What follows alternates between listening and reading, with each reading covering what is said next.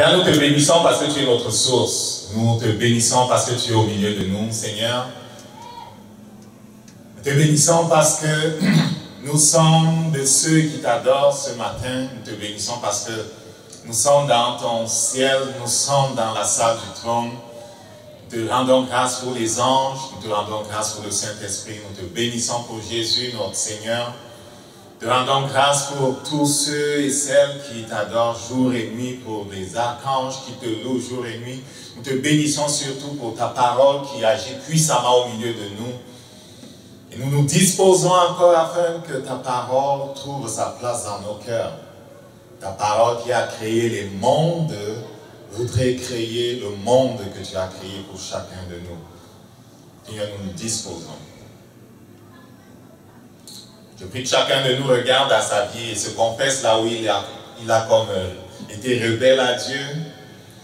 Que tu te confesses, parce que Dieu n'est pas un homme, Dieu n'est pas un... Oui, il est notre Père, mais il mérite notre respect, il mérite la crainte de Dieu, il mérite que l'on fasse ce qu'il dit.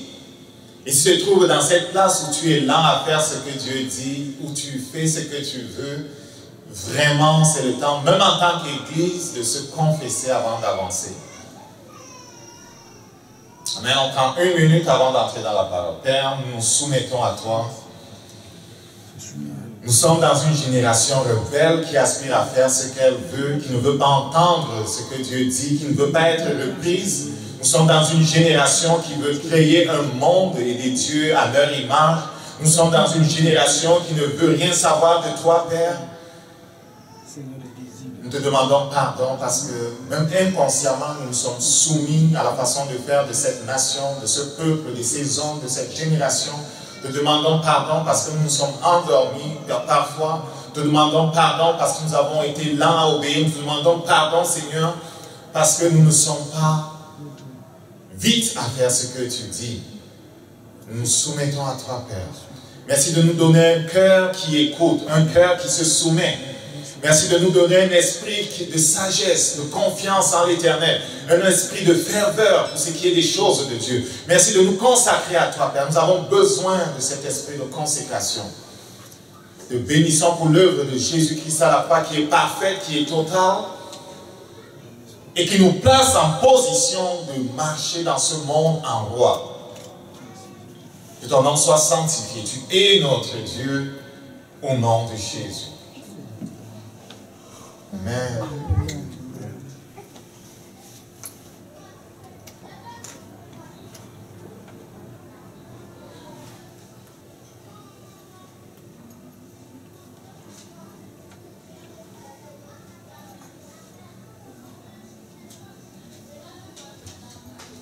Recréer en lui pour accomplir ta destinée. Recréer en lui pour accomplir ta destinée. Je veux parler ce matin de, en fait, comment on fait pour collaborer avec le Saint-Esprit en sorte que ce que Dieu a rêvé pour nous soit accompli.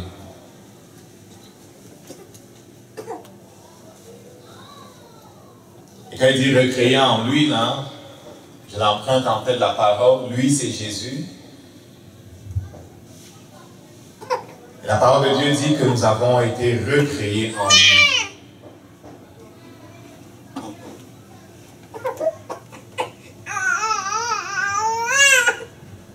Dans 2 Timothée au chapitre 4,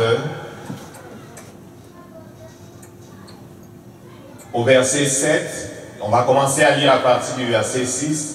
On voit l'apôtre Paul, il est rendu comme à la fin de sa vie, il sait qu'il est à la fin de sa vie, il sait que bientôt il va s'en aller, il est vieux, ça fait plusieurs années qu'il avait rencontré Jésus, qui lui avait parlé de sa destinée, du fait qu'il devait servir Dieu de façon spéciale avec la révélation qui devait être donnée du ciel pour la réconciliation de Dieu avec les nations païennes.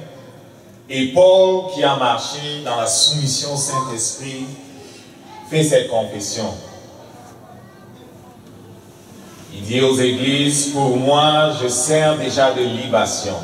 Libation, c'est une offrande que l'on verse, comme un liquide que l'on verse. Et le moment de mon départ approche. Le moment de mon départ approche. En fait, quand tu es proche de Dieu de façon spéciale, la mort n'est jamais une surprise. Ou plutôt, la destruction de ta tente ou le départ de la terre n'est jamais une surprise. Et je disais l'autre jour, il y avait cet homme-là qui a servi Dieu de façon fidèle pendant toute sa vie. Il avait connu ce que c'est que Jésus, ce que c'est que la parole de Dieu, la puissance de la parole de Dieu. Et il s'était donné à la parole de Dieu. La parole de Dieu gouvernait sa vie, sa maison. Et il prêchait la parole de Dieu, la foi en Dieu. Et il voyait des choses extraordinaires se faire dans sa maison et partout. 3 jours avant son départ pour le ciel, il a commencé à appeler ses amis pour leur dire au revoir. Il leur disait que dans 3 jours, je vais rentrer au ciel. Il leur disait au revoir, il saluait le monde. Ceux qui étaient à distance par les États-Unis, c'est assez grand, tu ne peux pas commencer à voyager partout pour dire au revoir aux gens. C'est plus facile d'appeler. Donc il les appelait pour dire au revoir, papa. Et le dimanche après-midi, sa famille était réunie, il rentre dans son lit. Après avoir béni tout le monde, il se couche, il s'endort. Amen. Et on sait tous que il y a un homme de Dieu au Burkina Faso, quand sa première femme s'en allait aussi au ciel, elle était prévenue par Dieu. Et longtemps avant son départ, il disait à son mari, et le départ, et le grand voyage. Il savait de quoi il parlait, et ça ne l'intéressait pas. Amen. Elle était au courant, elle l'annonçait avant, elle le disait avant. Elle savait même quand ça devait se faire. Amen. Donc Paul, il sait quand ça va se faire le grand départ. C'est un jour glorieux parce que tu apparais dans la présence de ton Dieu. Tes œuvres t'y précèdent.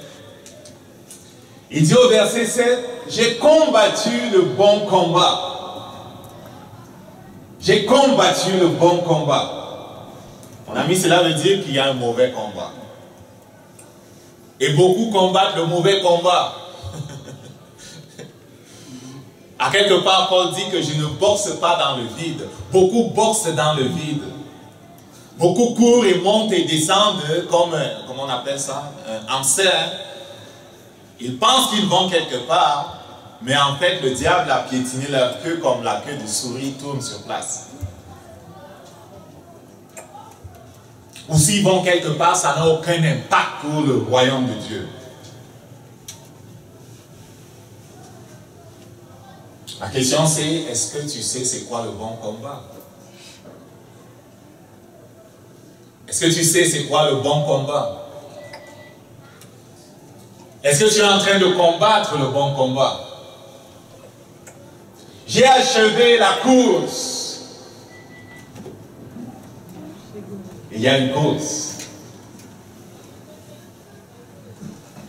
Et Pasteur Théo nous montrait la dernière fois les couloirs pour la course. Beaucoup, même des chrétiens, courent dans l'autre sens.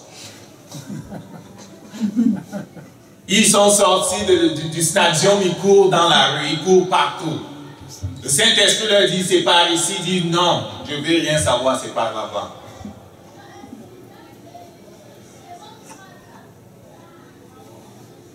Et je les entendais parler hier à la télé, ces gens-là qui ont rejeté Dieu. Ça se passe, je ne sais pas si c'est en Allemagne ou c'est en France ou c'est où là. On va voir plein de festivals ces jours-ci. La Gay Pride, là, ils appellent ça comment? La fierté gay. Voilà des gens qui sont fiers d'être rebelles à Dieu. Je vais vous dire d'où est-ce que cela vient. Il y a eu un témoignage d'un... Ce n'est pas écrit dans la Bible, mais ce n'est pas faux, à quelque part. De quelqu'un qui est dans les francs-maçons, degrés élevés, tous ces gens-là, ils connaissent ce qui se passe, vous savez. Hein? Et ils voyagent tout le temps sous la mer, ces gens-là, ils font des meetings là-bas. Ça part de là-bas, toutes ces affaires de faire avancer la rébellion contre Dieu. Ce qu'ils ont appelé les libertés dans les années 68, où les gens aimaient prendre du cannabis, aimaient coucher avec ce qu'ils veulent, aimaient porter des jupes qui sont courtes jusqu'ici. Vous allez les voir marcher nus bientôt et dire que je suis, comment ils disent même ça, leur motto c'est libre, n'est-ce pas? Libre d'être ce que je suis et fier d'être ce que je suis. Je m'accepte tel que je suis. C'est ça. Et vous allez les voir monter et descendre et mener ce combat. Ce combat vient de l'enfer. La dissolution, la révolte contre Dieu et la fierté d'être en rébellion contre Dieu. La fierté de construire un monde qui est inspiré par la doctrine des démons et de marcher en disant qu'on est fier de ça. Ils ne sont pas les pires. Ils parlent peut-être plus fort, ils ont les médias qui les appuient, ils ont des lobbies, des banquiers et des gens de ce monde qui les appuient, les illuminaciers, les autres qui sont avec eux et qui sont avec l'architecte comme il l'appelle encore, l'architecte du monde, n'est-ce pas? Je ne sais plus comment ils appellent le diable là maintenant. C'est l'architecte de l'univers, ok? Il l'appelle comme ça. C'est Satan. Ils sont avec lui. Plus la rébellion va avancer, plus ce sera facile pour le diable de venir. C'est pas facile pour lui quand il y a la sainteté et toutes ces choses-là. Ça le bloque. Il faut qu'il fasse avancer les ténèbres pour pouvoir manifester sa présence et son royaume. Maintenant, ma question c'est, quelle course cours-tu? C'est une course qui avantage l'autre ou c'est une course qui avantage notre Seigneur? C'est facile d'être trompé, c'est facile de combattre même contre l'armée du Seigneur. C'est facile de te retourner, tirer sur les chrétiens et sur l'œuvre de Dieu. Et beaucoup de chrétiens, par leur vie, combattent Jésus-Christ. Parce que leur vie n'est pas un témoignage à la gloire de Dieu. Leur vie n'est pas différente de la vie des autres. Là où le Saint-Esprit a dit, ne vous conformez pas au siècle présent, bien des chrétiens se sont conformés au siècle présent. Moi je dis que si ta vie n'est pas différente de celui qui ne connaît pas Dieu, il y a un problème. Si ta conception de la vie n'est pas différente de celle qui ne connaît pas, je dirais même Jésus-Christ, parce que quand on parle de Dieu, tout le monde peut se mêler là-dedans. Qui ne connaît pas Dieu par Jésus-Christ, c'est qu'il y a un problème. Et tu t'appelles chrétien, il y a un problème. Donc il dit, j'ai combattu le bon combat, j'ai achevé la course, j'ai gardé la foi. Désormais, la couronne de justice m'est réservée. Le Seigneur, le juste juge, me le donnera dans ce jour-là. Et non seulement à moi, mais encore à tous ceux qui auront aimé son avènement et qui auront travaillé pour que son règne vienne.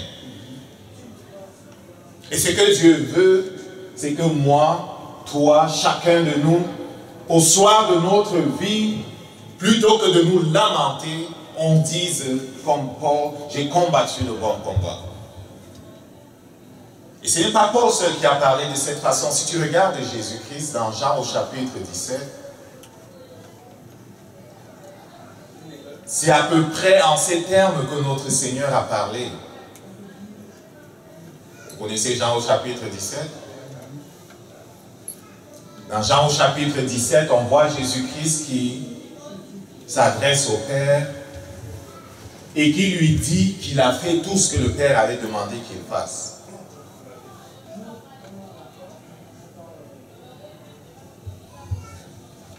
Après avoir ainsi parlé, Jésus leva les yeux au ciel et dit, mon Père, l'heure est venue. Fais éclater ta gloire, la gloire de ton Fils, pour que, à son tour, le Fils fasse éclater ta gloire. Jules, si tu veux pousser un peu. le truc devant là. Pousse-le en avant, parce que c'est réduit d'un bord et d'autre. Merci. En effet, tu lui as donné autorité sur l'humanité entière afin qu'il donne la vie éternelle à tous ceux que tu lui as donnés. Or, la vie éternelle consiste à te connaître, toi, le Dieu unique et le véritable, celui que tu as envoyé, Jésus-Christ. J'ai fait connaître ta gloire sur la terre en accomplissant l'œuvre que tu m'as confiée. Jésus-Christ s'est focalisé sur l'œuvre que Dieu lui a confiée. Et quelqu'un va dire, est-ce que Dieu m'a confié une œuvre? On va voir. Et si on répond oui à ce que Dieu t'a confié une œuvre, la deuxième question sera, est-ce que tu es en train de faire cette œuvre-là? Parce que si Paul, au soir de sa vie, parle en disant qu'il a fait la mission que Dieu lui a confiée, Jésus parle en disant qu'il a fait la mission que Dieu lui a confiée, et qu'à quelque part dans Actes au chapitre 10, on dit qu'il ne fait pas exception de personne, à savoir qu'il ne fait pas de différence entre les hommes, se pourrait-il qu'il t'ait confié une œuvre et qu'il s'attende que tu rendes compte ou bien que tu parles de la même façon?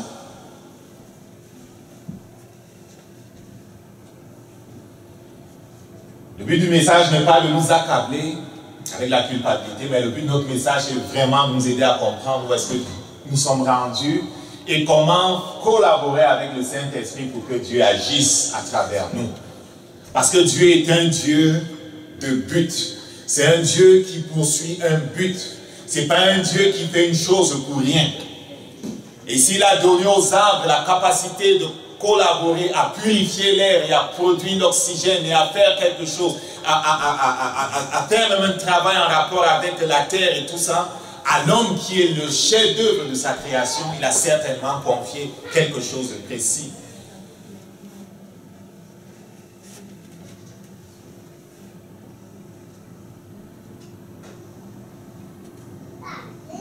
Amen. Si tu lis ça, tu vas voir que Jésus-Christ s'est focusé sur ce que Dieu voulait qu'il fasse. On va afficher Éphésiens au chapitre 2. Éphésiens chapitre 2, c'est un très beau chapitre. On parle de notre mort et résurrection en Jésus-Christ. Et au verset 10, il est question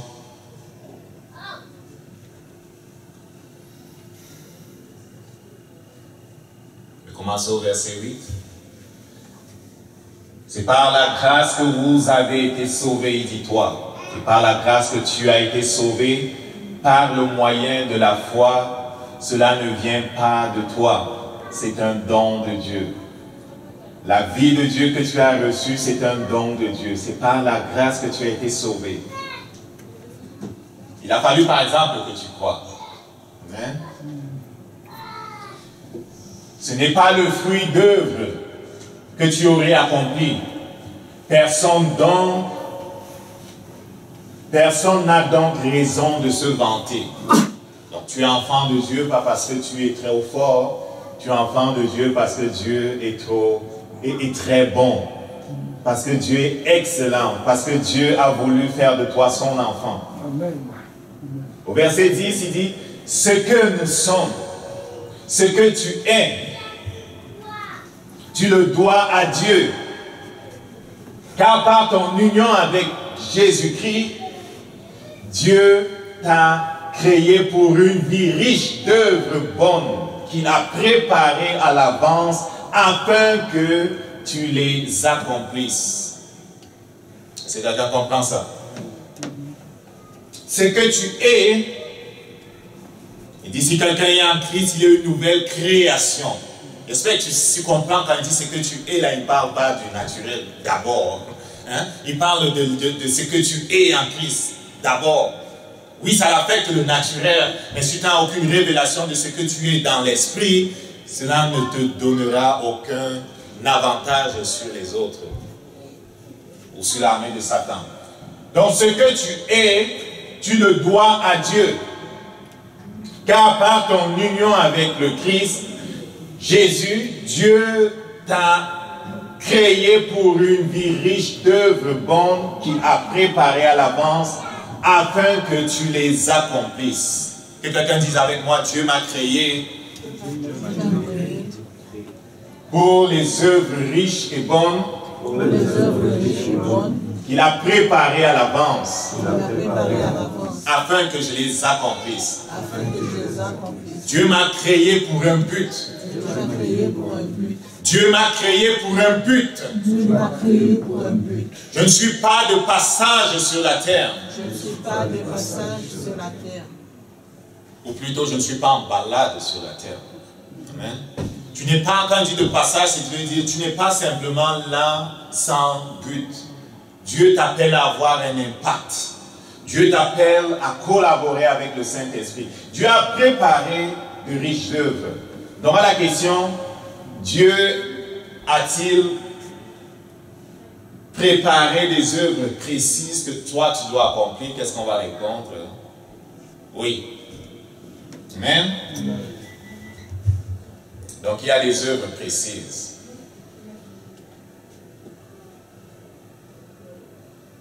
Maintenant, est-ce que tu connais ces œuvres-là? Dieu qui a l'œuvre dans ta vie va s'assurer par son Saint-Esprit, et les anges travaillent fort pour s'assurer que tu avances sur le chemin que tu dois suivre afin que les desseins de Dieu soient réalisés dans ta vie. Et quelqu'un a vu une vision. J'aime beaucoup les visions.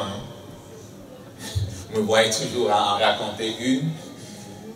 Il a été emmené dans le ciel, dans ce qui ressemble à une bibliothèque. En fait, c'est une grande salle où il y a des rayons et des rayons de livres. Et Jésus-Christ essayait de lui expliquer comment les anges travaillent. Il y avait justement 2 anges qui étaient en train de prendre des livres, les ouvrir, les lire, et voir ce que Dieu avait écrit à propos d'un tel. Et il essayait de lui expliquer que les anges travaillent fort, jour et nuit, à regarder dans le livre de destinée de tous les gens qui sont sur la terre, pour créer les conditions qui vont faire en sorte que les gens enfin s'engagent sur le chemin que Dieu a tracé pour eux. Et il voyait les anges ouvrir les livres et les lire et voir les plans que Dieu avait pour un tel, et donc planifier pour créer les choses sur la terre, pousser les gens, les inviter avec le Saint-Esprit à se positionner là où les choses allaient être, les conditions allaient être favorables pour que ce que Dieu a mis en eux puisse être manifesté. Mais il y a de nombreuses personnes qui ne comprennent pas ça.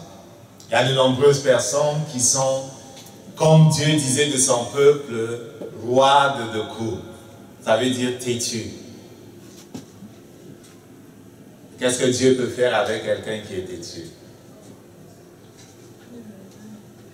Il ne peut rien faire. Voici, je me tiens à la porte et je frappe. Le Dieu de l'univers qui peut casser la porte dit, je me tiens à la porte et je frappe. Si quelqu'un entend ma voix et ouvre, qui va ouvrir? C'est toi.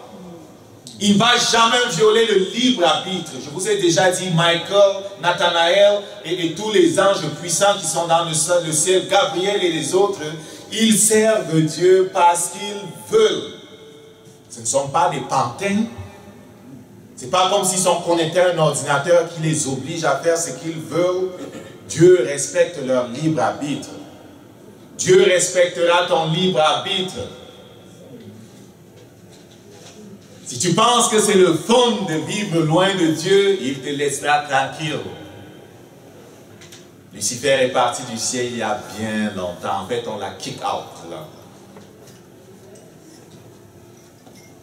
Le repositionnement spirituel. Pourquoi repositionnement spirituel? Parce qu'il y a eu un bridge. Parce qu'il y a eu quelque chose qui nous a débalancé. Parce qu'il y a eu quelque chose qui a fait qu'on est off par rapport au standard de Dieu. Et si quelqu'un dit qu'il n'est pas hors par rapport au standard de Dieu, il est menteur. Amen. Et même quand on devient chrétien, on n'est pas encore parfaitement aligné avec le trône de Dieu. C'est pour ça qu'il dit, ne vous conformez pas au siècle présent, mais soyez transformés par le renouvellement de votre intelligence pour connaître quelle est la volonté de Dieu. Cela veut dire que quelqu'un qui est recréé ne connaît pas encore la volonté parfaite de Dieu. Il dit ce qui est bon, agréable, parfait. C'est-tu vrai? Et il s'adresse à des chrétiens. Cela veut dire que même quand on est chrétien, on n'est pas encore à la place parfaite. Lui, on a commencé à être changé, on est une nouvelle création, notre esprit est capable d'entendre Dieu, il est parfait, il est comme Dieu parce qu'il est recréé à partir de Jésus-Christ qui est saint, il aime Dieu, il veut faire ce que Dieu veut, mais notre âme n'est pas encore sauvée. Mais Dieu a un plan pour ta vie. J'ai déjà lu le psaume 139, versets 15, 16, 14. Tu peux le lire et voir qu'il y a un livre dans le ciel, comme je l'ai dit, je l'appelle le livre des destinées dans lequel le Père a écrit des choses. Et la vision dont j'ai parlé tout à l'heure est en accord avec ces versets-là. Parce que David, qui était roi et prophète, disait que déjà les nombres de ses jours étaient écrits dans un livre. Et si Dieu ne fait pas de différence entre les hommes, il y a un livre qui porte ton nom dans le ciel. Pour bâtir une maison, on a besoin d'un plan. Dieu, pour bâtir ce qu'il veut bâtir avec toi, il y a un plan. Et le Saint-Esprit et les anges travaillent fort pour t'aligner avec ce plan. On va le voir dans le livre de la Genèse déjà. Dieu essaye d'aligner la famille de Terah avec son plan.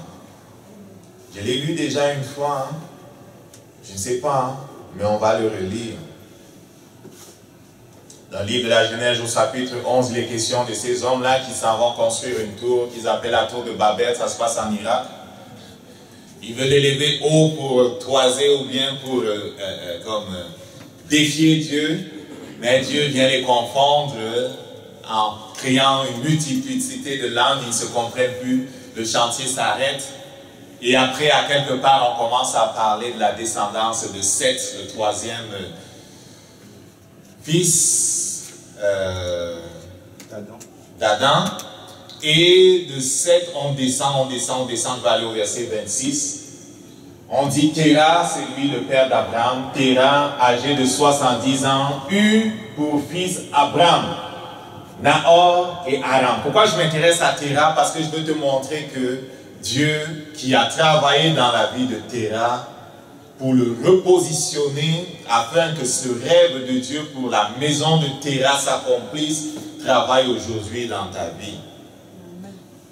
Si Dieu a écrit ces choses, comme l'apôtre Jean et le Saint-Esprit le disent dans Jean au chapitre 20, en parlant de la vie de Jésus, il a dit que si on voulait écrire tout ce que Jésus a fait, ça, il n'y aurait même pas une bibliothèque pour remplir tout ce que Jésus a fait. Mais il dit ces choses ont été écrites pour que, en lisant, vous croyez. Amen. Et je pense que du début à la fin, tout ce que le Saint-Esprit a consacré, c'est pour que, en lisant, on comprenne comment Dieu fonctionne. On comprenne comment Dieu fonctionne. Dieu est le même hier, aujourd'hui et éternellement. Si tu retires en lisant la Bible, tu arrives à discerner les voies de Dieu. Quand on parle des voies de Dieu, c'est comment Dieu fonctionne, la logique de Dieu. Et que tu t'alignes aujourd'hui avec la logique de Dieu, tu la permets d'agir dans ta vie. Ce qui s'est passé dans la vie de ces héros de la foi va se passer dans ta vie. Et quand il se passe dans la vie de Terah, Dieu essaie de repositionner spirituellement Terah. Dieu met dans son cœur un rêve. Ici, on parle de ses trois enfants. Okay? Je parle du verset 26. Au verset 27, il dit, voici l'histoire de la famille de Terah. Il eut pour fils Abraham, Nahor, Haran. Ce dernier fut le père de Lot. Okay? Lot, le neveu d'Abraham. Haran mourut du vivant de son père, dont l'un de ses fils meurt. Terah, dans son pays natal à Our, du vivant de son père Terah, dans son pays natal à Our en Chaldée. Donc Abraham, Téra et son autre frère restent. Ils sont des gens qui viennent de Our en Chaldée. Et ça c'est... La Chaldée, ça c'est du côté de la Mésopotamie. C'est vraiment du côté où, si je ne m'abuse, les Chaldéens, c'est du côté de l'Iran et de l'Irak, quelque chose comme ça. Abraham et Nahor se marièrent. La femme d'Abraham s'appelait Sarai et celle de Nahor, Milka. Milka était la fille de Haran, qui, outre Milka, avait une autre fille du nom de Yiska. Sarai était stérile et ne pouvait avoir d'enfant. Téra partit d'Our en Chaldée, c'est intéressant. Au verset 31, Téra partit d'Our en Chaldée, emmenant avec lui son fils Abraham, son petit-fils Lot, le fils d'Aran et Sarai, sa belle-fille, la femme d'Aran, pour se rendre au pays de Canaan. On a souvent cru que l'affaire de Canaan, là, ça commence dans Genèse au chapitre 12, avec Abraham. Non, l'idée de Canaan ne commence pas au chapitre 12 avec Abraham. L'idée de Canaan commence avec Téra. Dieu a mis dans le cœur de Téra le désir d'aller à Canaan.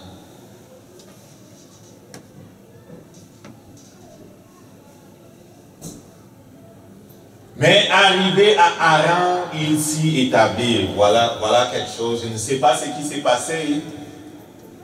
Ils ont été poussés par le Saint-Esprit à quitter le pays de leur père. Dieu a mis ce rêve dans le cœur du père d'Abraham.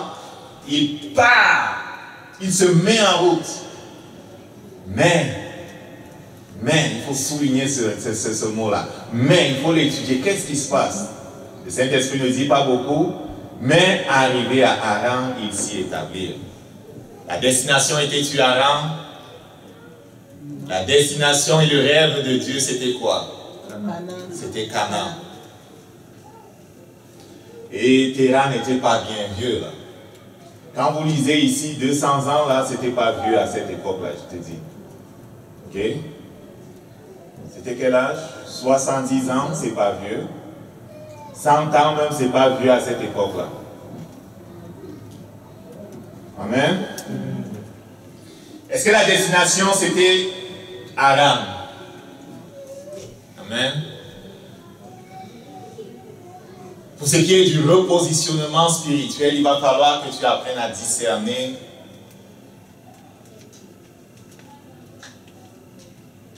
que lorsque ce n'est pas encore la destination, tu ne t'arrêtes pas.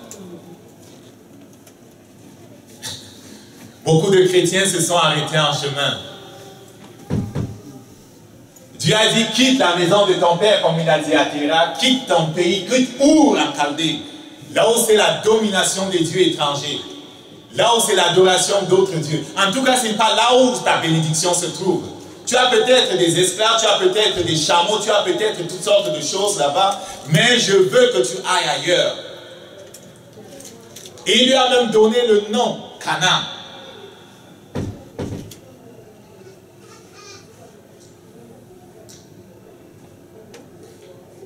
Ce Dieu qui a révélé à cet homme là où il doit se trouver, va te révéler là où tu dois te trouver. Et si quelqu'un dit que je ne connais pas encore de façon précise là où je dois me trouver, je dois dire que ta destination, déjà, de façon générale, c'est Jésus. Hein? Qu'est-ce que l'apôtre Paul disait? Soyez mes imitateurs comme je le suis de Christ. Paul imitait Christ. Il imitait Christ en quoi? Dans la soumission à Dieu. Christ disait, ma nourriture c'est faire la volonté de Dieu. Jean 8, verset 34. Ma nourriture c'est faire la volonté de Dieu. Il disait, je ne fais pas ce que je veux. Les œuvres que vous voyez faire, ce n'est pas moi qui les fais. C'est le Père qui habite en moi qui les accomplit. Il était soumis à Dieu. Je connais bien des chrétiens, ils ne sont pas soumis à Dieu. Ils disent qu'ils sont soumis à Dieu, mais ils ne sont pas. Amen. Moi aussi, quand je regarde dans la parole, le miroir de la parole de Dieu, je peux te dire, mon ami, que je suis comme toi. Il y a des places où j'ai encore un alignement à faire. Est-ce que quelqu'un comprend ça? Dans mon caractère, dans ma façon de concevoir les choses. Mais s'il y a quelque chose qui est vrai, c'est que j'aime Jésus, je suis vite à me repentir.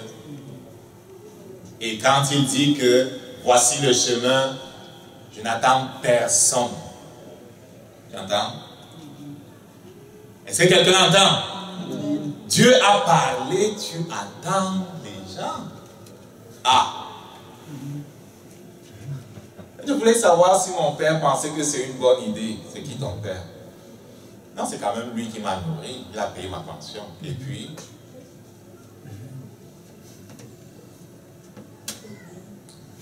Bon.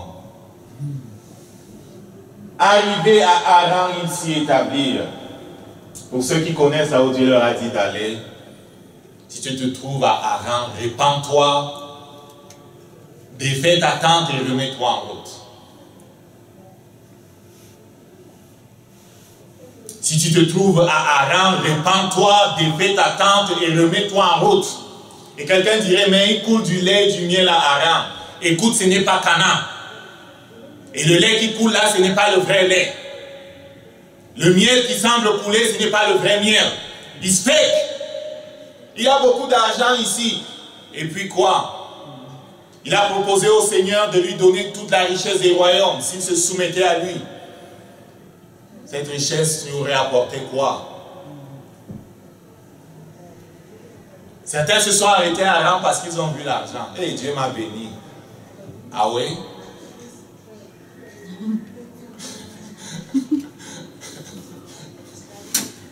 Hey, people, be smart, you know. The devil is very smart. He's very smart. Le diable est très. Hey, il a renversé les royaumes de la terre là. Il a beaucoup d'expérience. Il a beaucoup d'expérience. Et quelque chose dans laquelle il a beaucoup d'expérience, c'est sa capacité à faire le faux ressembler au vrai. Et parce que ta destinée a de la valeur, le diable a le faux de ta destinée. Est-ce que vous avez déjà vu un faux billet de $3? Ça n'a pas de valeur. Tu ne vas pas tromper personne avec ça. Mais tout ce qui a de la valeur, dans ta destinée, il y a le faux de ça. Et si tu t'appuies sur les standards des hommes pour juger de ce que Dieu est là, Satan va te tromper. Et donc je vais le dire à quelqu'un, si tu es à Haran, parce que tu as vu du lait et du miel, lève-toi de là, répands-toi et continue la route. C'est à Canaan que ça va se trouver. Et d'autres disent, mais je ne suis pas sûr qu'à Canaan c'est aussi bien qu'à Haran. Mais on ne va pas perdre le temps avec ça, mais vous comprenez, n'est-ce pas? Hein? Vous ne laissez pas arrêter. Il va essayer de t'arrêter. Il va essayer de t'arrêter. Il va essayer de t'arrêter. La question n'est pas est-ce qu'il va essayer. Il a même déjà essayé plusieurs fois. Ce que je veux qu'on retienne ici, c'est que Dieu, depuis toujours, a rêvé de bouger la maison de Téra de Our en Chaldée, ce pays où c'était les dieux étrangers qui régnaient, pour les repositionner spirituellement en Canaan, là où la promesse devait s'accomplir. Il a placé des choses en toi, si tu ne te repositionnes pas, ça ne va pas s'accomplir. À 205 ans, Téra mourut à Haran. Ce qui est terrible avec Haran, c'est que ça peut te tuer. Haran peut te tuer. Amen. Haran peut te tuer spirituellement. Haran peut même te tuer physiquement. Pas parce que Dieu n'est pas puissant, mais parce qu'à Haran,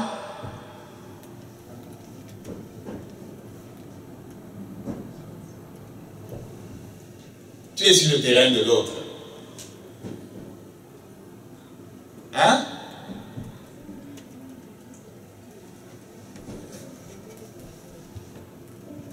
Si tu quittes de là où Dieu t'a placé, tu prends une chance. Et souvent les autres, ils ne vont pas t'excuser parce qu'ils savent, ils n'ont pas souvent beaucoup d'occasions. Ok? Donc à 205 ans, Téran mourut. Haran. L'Éternel dit à Abraham au verset 12, au verset 1 du chapitre 12, va, quitte le pays de ton père, c'est ça, quitte ton pays, ta famille et la maison de ton père pour te rendre dans le pays que je t'indiquerai. Moi je dis, c'est pas ici que Dieu commence à rêver de Canaan. On a déjà vu ça, n'est-ce pas? Mais ce que Dieu fait, c'est parce que Dieu est décidé à faire ce que Dieu a décidé. C'est que quand tu te montres loser, il va se trouver un winner. Que quelqu'un dise avec moi, je ne suis pas un loser. Je ne suis pas un loser. Écoute, Christ est mort à la croix. On n'est pas des losers. Je ne suis pas un perdant. Lorsqu'il a dit à la croix, tout est accompli, c'était aussi en rapport avec ta destinée. Si tu te places en Jésus-Christ, c'est possible de faire ce que Dieu a prévu pour ta vie.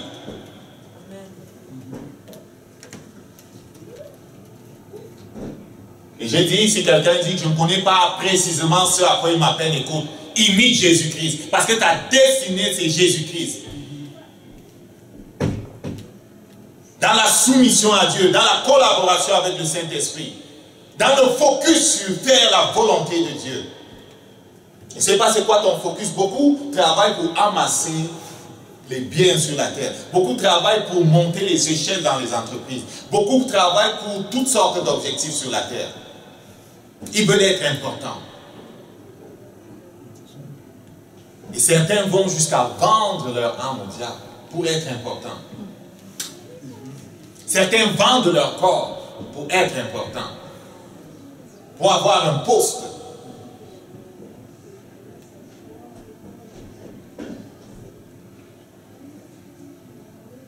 Hein? Et chez nous en Afrique, on pensait que c'était juste les femmes qui vendaient leur corps. Même les hommes, ils vendent leur corps. Vous savez ça? Écoute, le patron de Apple, c'est un homme. Là. Et il dit qu'il rend grâce à Dieu qui a fait de lui un gay. Je pense que si tu vends ton corps, il va te faire monter les étages. Okay.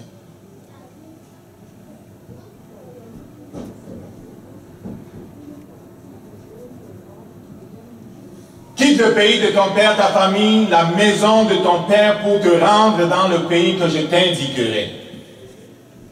Je ferai de toi l'ancêtre d'une grande nation. Je te bénirai, je ferai de toi un homme important. Oublie le diable avec ses promesses. Dieu veut faire de toi quelqu'un d'important. Ce qu'il a placé en toi et aspire à manifester va faire de toi quelqu'un d'important selon les standards de Dieu. Selon les standards de Dieu. Que quelqu'un dise selon les standards de Dieu. Et ce n'est pas comme un raccourci pour dire que tu seras pauvre, tu seras niaiseux dans le monde. Là. Écoute là, Abraham n'était pas niaiseux et pauvre là, vous comprenez? Quand on dit selon les standards de Dieu, cela veut dire qu'il n'y a aucun piège. Parce que la bénédiction qui vient de Dieu, c'est celle qui enrichit vraiment. Elle ne s'accompagne d'aucun chagrin. Mais le diable, là, écoute les gens qui ont vendu leur âme au diable à Hollywood, là. On les igouille à gauche et à droite quand ils veulent commencer à parler trop, là. Ils sont prisonniers. Ils sont prisonniers, ils sont fatigués. On dit prends la drogue. Ils n'en peuvent plus prendre, on augmente les doses. Et s'ils parlent trop, comme les Whitney Houston, on leur taille le cou. Mais s'ils collaborent comme les Lady Gaga et les autres, et les Beyoncé, s'ils collaborent, on les fait avancer plus.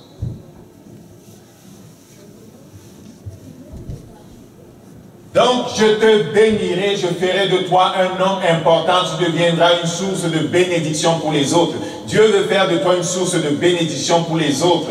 Dieu veut faire de toi une personne importante. Dieu veut faire de toi une porte du ciel sur la terre.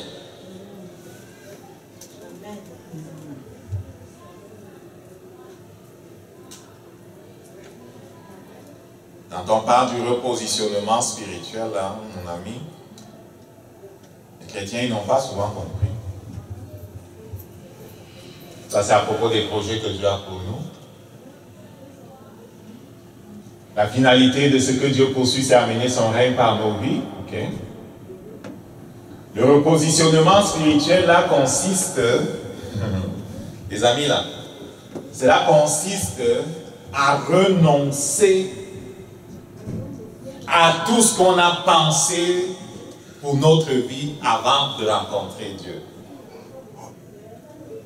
Écoute là, Abraham là, son père a pu lui raconter toutes sortes d'affaires sur comment c'est beau Haran et tout ça là. Il lui a parlé sur son lit, reste ici, multiplie les champs, augmente ci et ça. Oh, non, non, non, non, non, non. Vous comprenez? Mais Jésus, plutôt le Saint-Esprit, Dieu est venu lui dire, pardon, quitte et va dans la terre que je vais te montrer. Donc il a fallu qu'il renonce à comment il voyait sa vie comme héritier de son père. Comme digne héritier de son père. Et beaucoup de gens aiment poursuivre ce que leurs parents ont commencé.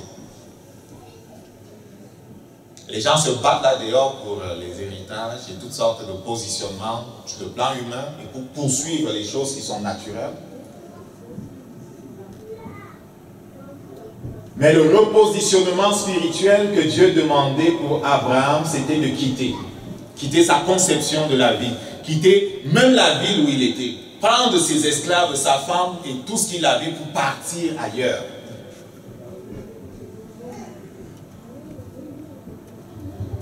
Le fondement de ta vie change. Le fondement de ta vie, c'est le rêve de Dieu, le plan de Dieu. En fait, le plan de ta vie devient le plan que Dieu a rêvé. J'ai parlé des anges dans cette vision qui ouvraient des livres pour lire ce que Dieu avait écrit à propos des hommes et pour travailler avec le Saint-Esprit pour amener les conditions dans la vie des gens. Les anges vont travailler à amener les conditions. Et ce plan-là va être révélé petit à petit pour que tu t'alignes sur ce plan-là. Donc, le renoncement est important parce que il n'y a pas de repositionnement spirituel sans renoncement. Il est question de quitter ce qui faisait notre vie, abandonner nos repères passés, mourir à nos valeurs.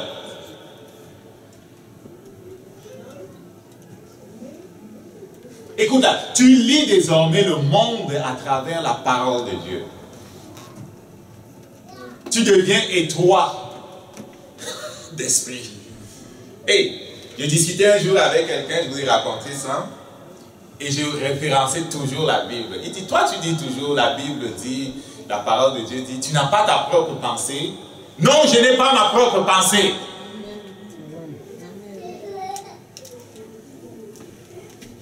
Avec les pride gays et toutes ces affaires qu'ils font là, qu'est-ce qu'ils veulent?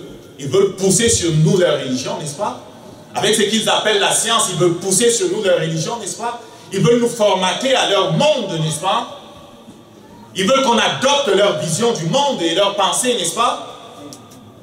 Ça n'arrivera pas. Parce que nous sommes de l'église que Jésus bâtit. Elle a pour fondement Jésus-Christ et les apôtres. Elle a pour loi la parole de Dieu. C'est notre constitution. Et pour ce qui est de nos pensées, on pense comme notre Père. On a la pensée de Jésus-Christ. Certains disent qu'on est étroit. On le prend comme un compliment. On est étroit. On est étroit d'esprit. On ne s'appartient pas à nous-mêmes. On représente le Dieu du ciel.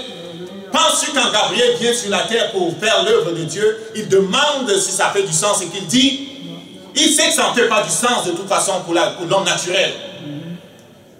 L'homme naturel n'accepte pas ce qui vient de la parole de Dieu. Pour lui, c'est une folie. Oui, je suis étroit d'esprit. Donc c'est mourir à nos anciennes valeurs. Et ça va être difficile. Parce que dans ton travail, on va te regarder comme quelqu'un qui n'a pas de... qui est un peu fou, quoi. Je voyais ce documentaire l'autre jour, ça se passe dans une entreprise. Un de ceux-là qui ont décidé de se rebeller contre Dieu, le monsieur a décidé du jour au lendemain qu'il ne s'appelle plus John, maintenant c'est Janet, qui s'appelait peut-être Francis le meilleur, maintenant il dit qu'on va l'appeler Françoise la meilleure. Et on doit le garder dans l'entreprise. Et on va ramener les psychologues pour vous, tous les collègues qui avaient de la misère à l'appeler Françoise la meilleure. Parce que vous avez un problème, vous n'êtes pas assez ouvert. Ce collègue-là qui s'est libéré, qui connaît maintenant qui il est, qui maintenant s'habille en vêtements de femme et qui se rouge en lèvres et qui bataille pour qu'on la laisse entrer dans la toilette des femmes. Et dans le spa des femmes, l'autre se battait l'autre jour pour qu'on le laisse entrer dans les spas des femmes. Il est rendu une femme, il veut aller dans le spa des femmes.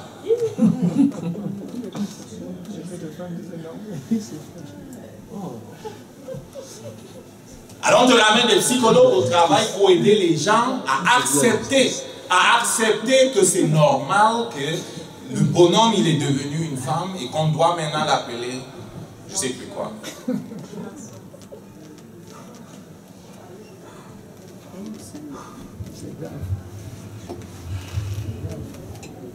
Voilà les valeurs qu'ils sont en train de pousser. Mais on doit mourir à ces valeurs, on doit refuser ces valeurs-là.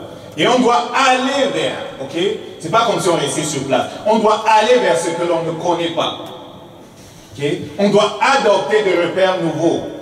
Ces repères, les repères de Dieu. On doit vivre avec ces valeurs, les valeurs de Dieu. Est-ce que quelqu'un comprend ça? Et c'est ce qu'a fait Jésus-Christ lorsqu'il est venu. C'est ce qu'a fait Paul lorsqu'il a accepté la mission que Jésus-Christ lui a confiée. Si tu lis la vie de Paul, si tu regardes dans Galates au chapitre 1, ce qui s'est passé avec Paul, tu t'en vas dans Actes au chapitre 9 pour voir son appel, pour regarder à partir de son appel ce qui s'est passé avec Paul, tu vas voir que c'est quelqu'un à partir du moment où il a été rencontré par Jésus-Christ, il a poursuivi Jésus-Christ de façon totale.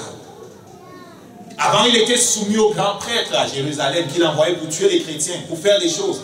Mais dès qu'il a compris, il s'est soumis totalement au Saint-Esprit, il a adopté les valeurs de Dieu et il s'est mis à vivre à 100%. À 100% selon les valeurs de Dieu.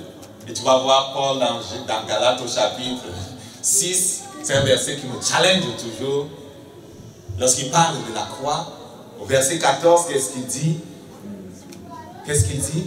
Il dit que le monde est crucifié pour lui. Paul était extrémiste, je vous dis. Quand on dit extrémiste, là, c'est pas péjoratif. Je veux dire, je veux remplacer le terme extrémiste pour dire que Paul était entier. Il ne s'est pas donné à moitié. Est-ce qu'on comprend ça? Et Jésus-Christ ne s'est pas donné à moitié. Abraham ne s'est pas donné à moitié. Moi j'ai regardé, tous ceux-là ne se sont pas donnés à moitié. Tu veux voir le rêve de Dieu se réaliser dans ta vie, il n'y a pas de place pour se donner à moitié. Amen. Parce que certains vont penser que ouais, je me suis baptisé, écoute là, ne fatigue plus avec tes autres affaires. Ne veux pas être pasteur. C'est quoi lire la parole tous les jours? C'est quoi cette affaire? Tu n'as pas d'autre chose à faire? Il n'y a pas que ça dans la vie. Ah oui?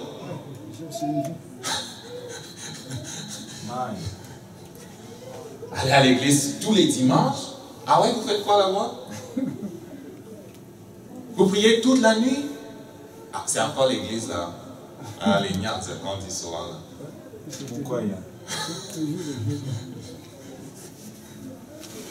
Dieu connaît mon cœur.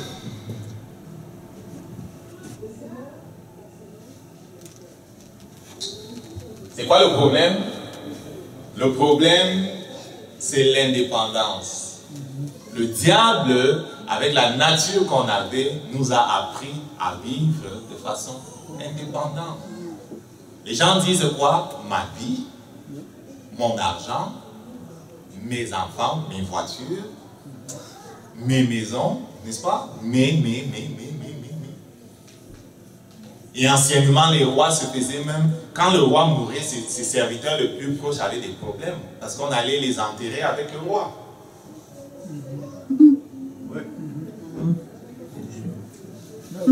Mes serviteurs, on l'enterrait avec ses serviteurs.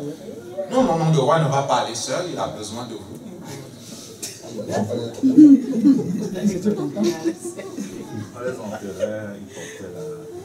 Ils étaient contents. Et il y en avait qui fuient, mais on t'a arrêté. Il y avait des petits bourreaux qui sont forts là, ils t'arrêtent, cassent le cou, on te met assis là, tu vois.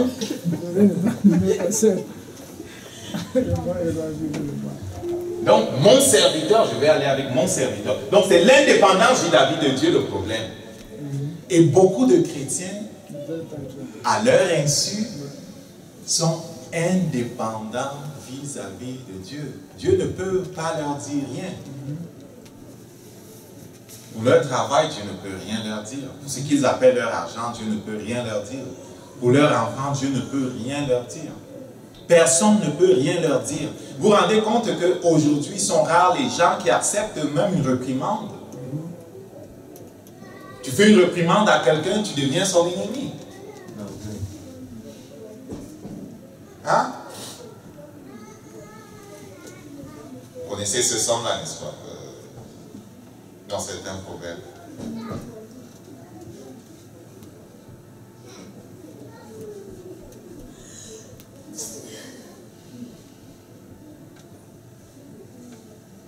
Je vais afficher le proverbe avant de passer sur une digression que je fais. Une digression. Une parenthèse que j'ouvre. Proverbe 27, versets 5 et 6. Mieux vaut répondre ouvertement quelqu'un que se taire par amitié. La version 8 secondes va dire mieux vaut une réprimande, machin, ou bien une amitié, quelque chose. En tout cas, ça c'est la version Bible du Sénat. Une amitié cachée. Un ami qui vous blesse vous prouve sa fidélité, mais un ennemi qui multiplie. Un ami qui vous blesse vous prouve par là sa fidélité. Voilà, mais un ennemi multiplie les embrassades. Amen. Donc, ils sont nombreux les chrétiens que tellement ils sont indépendants, tu ne peux rien leur dire. Tu dois marcher sur les yeux.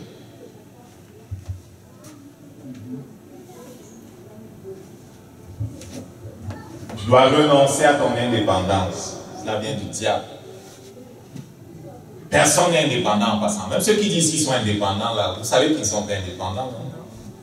Liberté, on est de gauche, on est de ceci, on est de ça, on est des libéraux, on peut faire ce qu'on veut. C'est l'esprit de rébellion qui règne sur eux. C'est pour ça qu'ils veulent faire ce qu'ils veulent. C'est la rébellion. Ils appellent liberté, c'est le libertinage, c'est la rébellion. Il n'y a pas de liberté en dehors de Jésus. Et même toi, même tu sais qu'on n'est pas libre, n'est-ce pas? On est libre, mais on n'est pas libre. Hein? Tu sais ça, non? Tu sais ça, non? On est esclave de Jésus. Il nous a rachetés par son sang. Mais on est libre en lui. Au moment où tu sors de lui, c'est l'autre qui prend le contrôle. Mais ta place est là. Repositionnement spirituel. Lorsque tu te places sous lui, c'est la route pour devenir une personne importante. Mais c'est l'importance selon Dieu. Ta vie est une vie d'abondance. Celui qui veut rester dans l'indépendance, même quand il est devenu chrétien, marche sur le chemin de la destruction. Le diable va détruire ta destinée si tu marches sur le chemin de l'indépendance.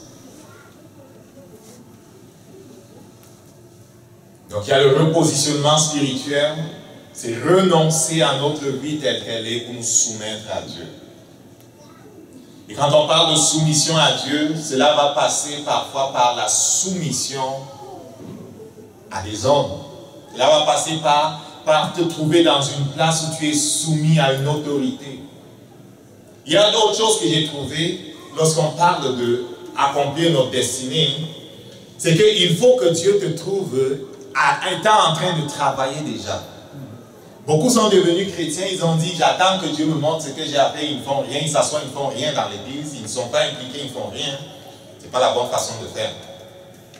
Quand on regarde rapidement dans 1 Roi au chapitre 19, l'appel de Élisée à partir du verset 19, 1 Roi 19, verset 19, je vais vous montrer quelque chose. Ce que je suis en train d'essayer de communiquer, c'est que tu vas entrer dans ta destinée plus facilement si tu te soumets à Dieu, tu te soumets aux autorités qu'il met devant toi et que tu restes actif là où Dieu t'a placé. Élie est envoyé par Dieu pour couronner 3 personnes. Jéhu pour être le roi d'Israël, Élisée pour être le remplaçant de Élie, et la troisième personne, troisième personne, ça sort de ma tête. En tout cas, il y a une troisième personne. Donc il s'en va ici, il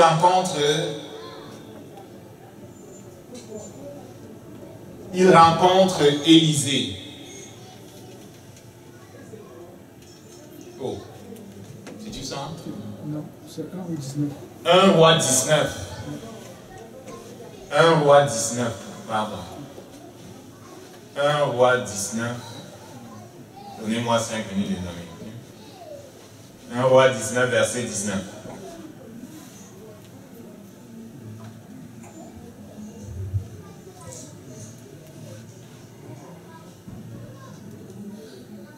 Non. Il oint Hazel, il oint Jéhu et puis il oint Élie. Ok. Verset 19. Élie partit de là et rencontra Élisée, fils de Shaphat, qui était en train de labourer un champ avec 12 paires de bœufs. Lui-même conduisait le 12e attelage. Élie s'approcha de lui et jeta son manteau sur lui. Il a trouvé Élisée étant en train de travailler. Élisée faisait quelque chose. Élisée était en train de travailler. On ne dit pas s'il travaillait pour lui-même ou s'il travaillait pour quelqu'un, mais je trouve qu'il était en train de travailler. Il était au moins soumis à cette loi de Dieu qui dit travailler, fait de quoi? Il était à quelque part en train de faire une œuvre. Dieu vient le trouver en cet endroit-là en train de travailler. À propos du fait d'être en train de faire quelque chose, on peut même voir avec David. David a été placé par Dieu sous Saül. David travaillait d'abord comme quelqu'un qui jouait de la lutte ou le sitar, la harpe pour son roi. Et même avant d'arriver à là où on l'a placé sous le roi Saül, David travaillait pour son père, il était soumis à l'autorité de son père et il était comme berger en train de faire son travail. Et dans le travail qu'il faisait pour son père, il était aussi soumis à Dieu. Il communiait avec Dieu. Il avait appris même à fonctionner avec Dieu, même dans ce travail-là. Et tranquillement, Dieu le prend de là, l'amène auprès du roi. Dieu fait de lui le destructeur de Goliath. Dieu fait de lui le roi d'Israël. Vous voyez, la soumission aux différentes autorités. Et puis, à tout temps qu'il se trouve à une place, il est en train de faire ce que Dieu lui a confié.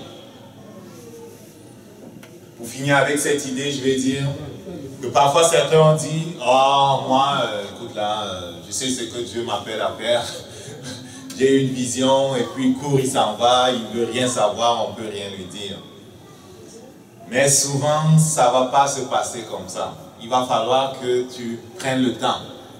Amen. Il va falloir que tu t'attendes à Dieu. Il va falloir que tu travailles là où tu es. Que tu travailles là où tu es en attendant que Dieu fasse les autres choses, planifie les choses pour toi. Amen. Et Jésus parle en disant, si tu n'es pas fidèle avec les choses qui sont à autrui, qui te donnera ce qui est à... Je n'ai pas le temps de vous chercher la parabole ou la leçon. Mais vous voyez, il a dit ça, n'est-ce pas, Jésus? Amen.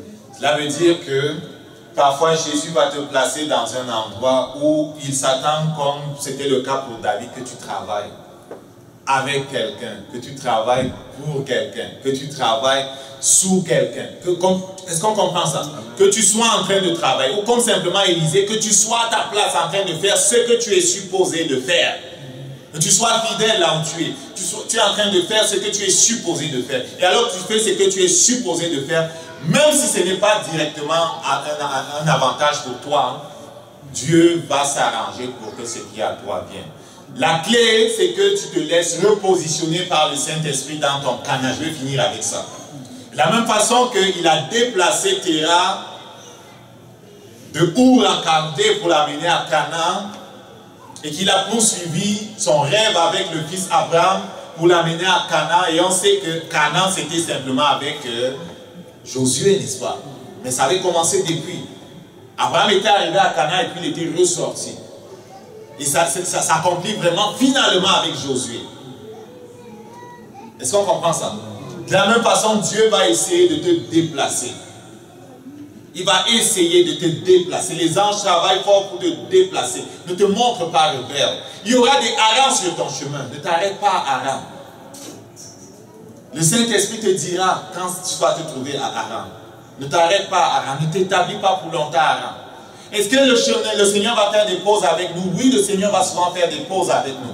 Comme il déplaçait le peuple de l'Égypte à Canaan et qu'il faisait des pauses dans le désert, le Seigneur va souvent faire des pauses avec vous. Mais il faut que c'est Dieu qui organise les pauses et les départs, les arrêts et les départs. Il faut que tu discernes comment Dieu fonctionne et que tu avances avec lui. Pas un pas sans le Seigneur. Et alors tu vas voir sa gloire. On va se lever debout. Il se peut que j'ai parlé des choses qui sont comme off pour toi, mais s'il te plaît, prends le temps de méditer dessus. Prends le temps de revenir au moins sur ce texte de Genèse 11, Genèse 12 et médite là-dessus. Il est le Dieu qui a dit dans Jérémie 33 au verset 3, « Invoque-moi, je te répondrai. Je te montrerai de grandes choses, des choses cachées que tu ne connais pas encore. » Il est le Dieu qui aspire à se révéler. Mais il est le Dieu qui, parce qu'il est Dieu, se révèle à ceux qui s'approchent de lui avec foi, qui s'approchent de lui en faisant la démonstration que Dieu, si tu me laisses, je suis perdu. Beaucoup s'approchent de Dieu, mais ils s'approchent de Dieu comme, fais vite, hein, parce que si tu ne fais pas vite, moi, en tout cas, moi j'ai mon plan B. Tu penses que quoi? Écoute, si tu t'approches de Dieu comme ça, il ne va pas te répondre. Écoute là. Gabriel, c'est un ange puissant. Je te dis. Michel, c'est un ange puissant. Il a mis Satan hors du ciel. Et eux, ils se prosternent devant Dieu. Et toi, tu dis, réponds, hein, tu fais vite. Hein. Moi j'ai mon plan B. En tout cas, moi, je te dis, hein, en tout cas, c'est ton problème. Si tu as un plan B, tu es déjà zéro. Jette ton plan B. Jette ton plan B. Tu ne t'approches pas de Dieu avec ton plan B. Tu t'approches de Dieu en disant, Seigneur, tu es ma solution. Si tu ne réponds pas, je suis mort. Amen. Amen. Tu pleures devant ton Dieu, tu n'as pas de plan B. Et tu ne transiges pas, tu ne négocies pas, tu ne baisses pas tes standards. Tu ne fais pas de marché avec le diable. Tu ne baisses pas tes standards. Plutôt mourir que de baisser ses standards. Alléluia. Amen. Rends grâce à Dieu parce qu'en Jésus-Christ t'a donné la victoire. Si tu veux la prendre, elle est à toi. Rends grâce à Jésus-Christ. Père, je te rends grâce pour la victoire que tu nous donnes. Je te rends grâce parce que tu nous repositionnes, Seigneur. Tu nous appelles à collaborer avec ton Saint-Esprit. Que nous soyons à notre place. Il y a une place pour moi dans le ciel. Seigneur, je déclare, je prends ma place à tes côtés. Je prends ma place. Il y a une place pour moi dans le ciel. Afin que j'influence ce monde pour toi. Je te bénis parce qu'il y a une place pour chacun de nous auprès de toi. Il y a une place même pour ce ministère dans le ciel. Je déclare, nous sommes établis dans le ciel. Je déclare au nom de Jésus. Ceux qui sont arrêtés à Haran se lèvent et partent de Haran. Ils se lèvent au nom de Jésus. Je décrète au nom de Jésus, personne ne s'arrête plus à Haran. Dieu, nous te bénissons parce que tu es avec nous. Merci pour tes anges puissants et forts. Merci pour ton Saint-Esprit. Merci parce que tu règnes dans nos cœurs. Nous te bénissons, toi, notre roi, au nom de Jésus. Amen. Que Dieu te bénisse.